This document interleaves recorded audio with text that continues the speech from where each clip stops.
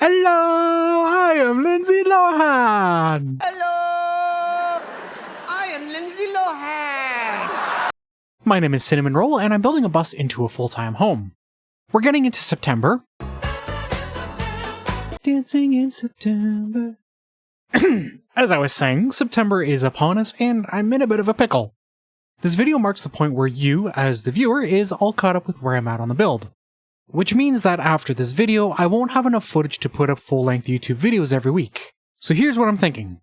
What if I just put up a YouTube short video that's less than 3 minutes long that summarizes what I did each week, and then every month or so I put out a full-length video? This channel has been gaining a fair bit of traction, and I don't want to arrest that momentum, so this is the only way I can think to put out weekly videos that aren't just 20 minutes of watching me do the same thing over and over. Let me know in the comments what you think. So, over the last few videos, I've been preparing for paint, and this week is no exception. I needed to remove anything that I don't want to mask off, so I started with the lights and reverse beeper on the rear. I've been debating on whether or not I want to reuse these, because they're in pretty rough shape, but LEDs are expensive, so maybe that will be a winter project. As I was doing this, I labeled the wires so that I knew what they were for, and yes, before you say anything, I was using band-aids instead of tape, because that's what I had.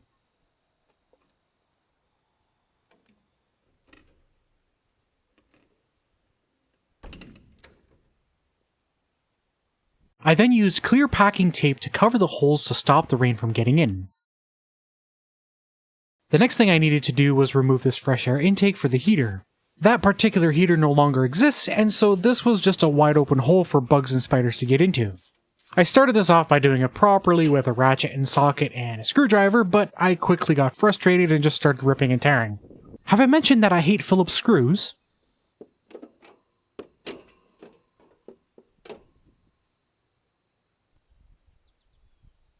While I was at it, I removed the grab handles from below the windshield. Most of this stuff will get a refresh and will be put back on after paint is applied to the bus. After that was the fold-out foot pegs.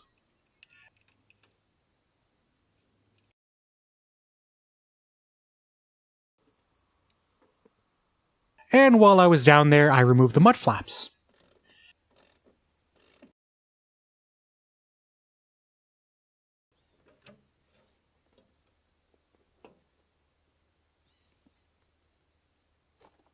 Naturally, all the blinkers and marker lights had to come off as well.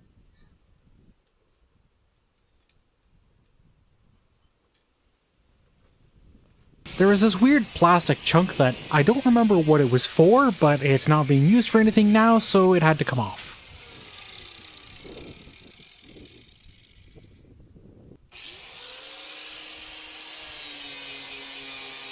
While I was at it, I cleaned up the area around where the cold air intake used to be.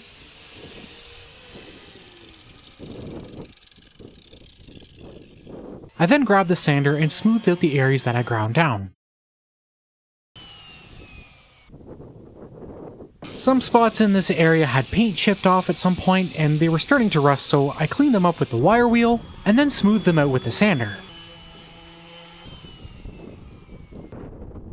I gave everything a wipe with a damp cloth and then laid down a quick coat of primer. And yes, it was really windy that day, so I probably wasted a lot of primer, but it needed to be covered up. So, remember way back when I bought those 4 trailer jacks? I figured now was as good a time as any to install them. So first, I extended the jack all the way out to see what its range was. I'm sure I could have looked this up or figured it out mathematically, but this only took a minute, so I just did it this way. I only had about 4 inches of lift if I attached the jack at the lowest point of the skirt, so I needed a way to get myself a few more inches of room.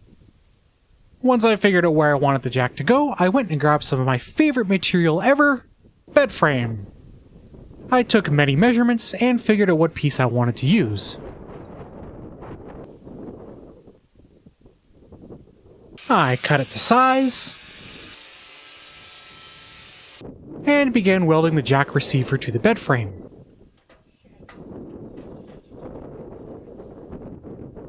It was partway through where I realized I had welded the receiver on backwards.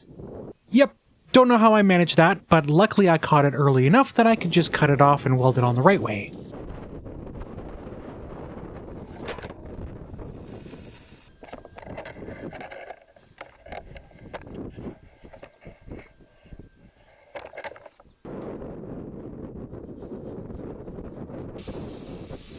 Once I got all the welding spatter cleaned off, I marked where I wanted the receiver to go and then cleaned off an area so that I could weld it in.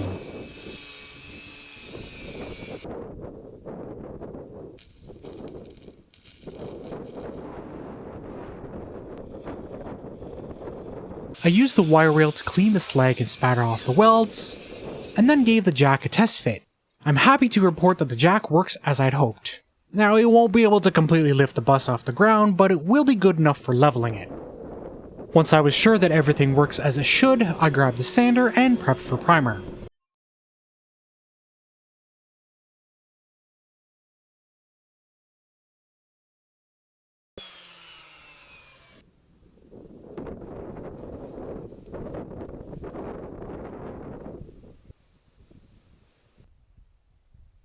And what was done to one side must also be done to the other.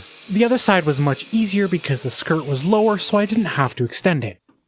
And in case anyone is wondering, yes, this section of the skirt is strong enough to handle the weights involved. It's about 3/16 of an inch thick and is bolted very securely to the frame of the bus, so I'm not too worried about it.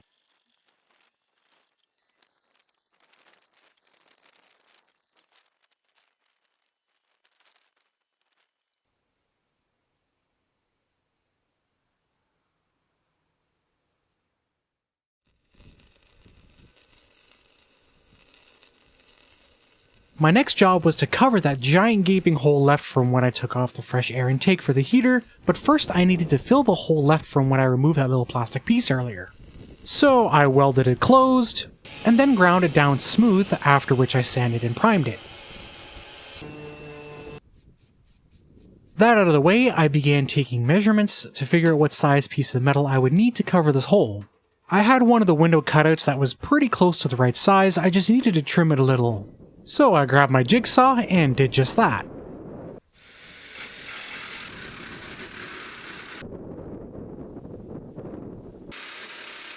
I cleaned up the edges with the grinder, and then began installation. At first I was going to rivet it in, but for whatever reason my rivet gun chose that day to not work properly. So I reset, had a rethink, and decided to use self-drilling screws instead. I also used butyl tape around the edges of the sheet of metal to waterproof it before I started to screw it in. Now this did work fairly well, but I should have pre-bent the metal before starting because this was a lot of work. I even tried using a 2x4 and some straps to push the metal into place, but I ended up just having to reef on it.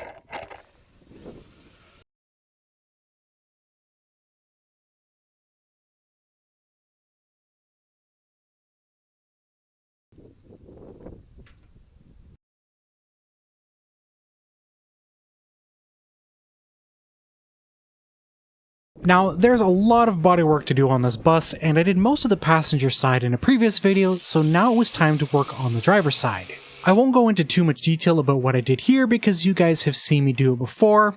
I ground, I sanded, I filled with body filler, and sanded and painted. Rinse, repeat, over and over.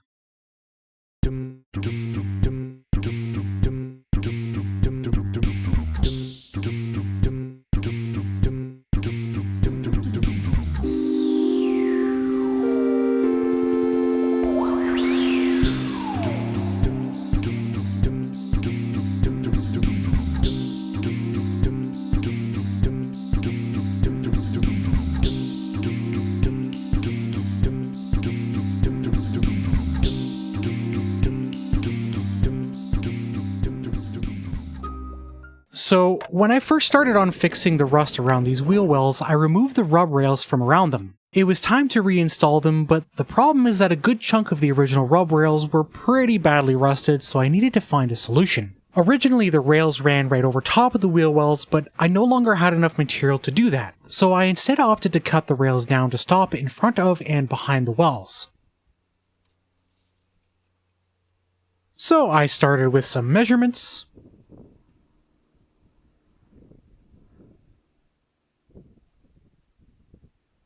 and cut the first piece to size. Once I was happy that it would fit, I used the grinder with a wire wheel attachment to remove any surface rust from the new rub rail piece.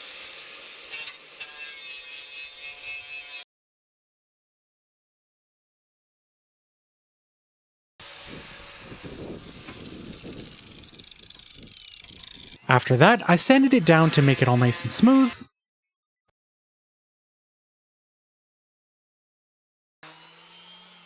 Wiped it down with a rag, and then painted it with some gloss black rust paint.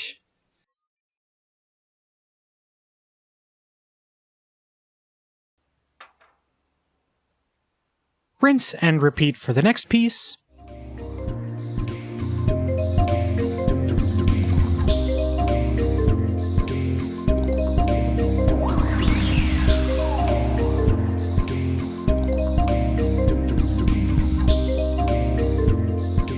And the piece after that.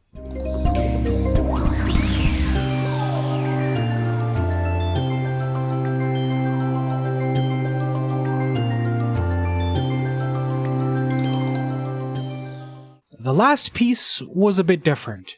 It had the gas cap behind it, which meant that it wouldn't attach to any of the other rub rail pieces. I also had to find a way to cap off the forward-facing end so that water wouldn't run into the rub rail. Now, I didn't film this, but I ended up cutting the one end at an angle and then welding flat plate on the end. I then shaped everything with the grinder and it turned out looking almost factory.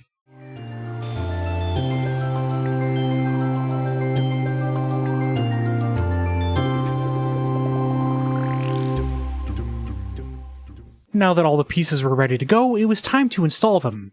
I started by marking the lines where I wanted the pieces to go, and then I used self-drilling screws to hold the pieces in place temporarily.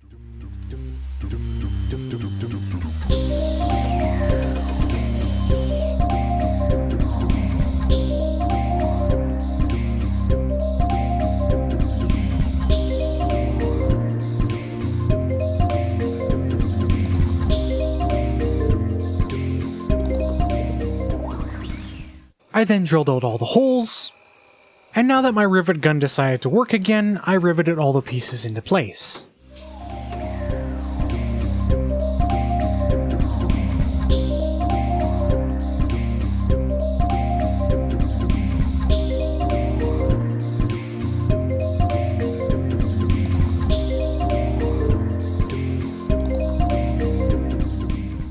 That done, I cleaned up all the seams with the grinder, and then welded the new sections to the existing rub rails.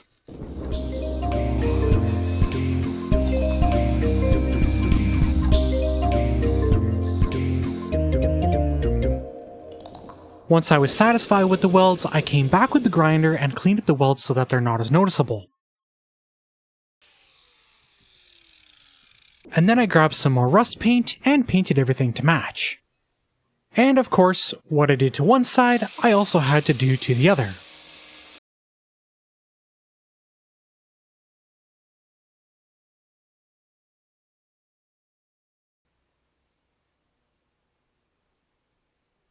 And that's going to be all for this video. Hopefully you enjoyed.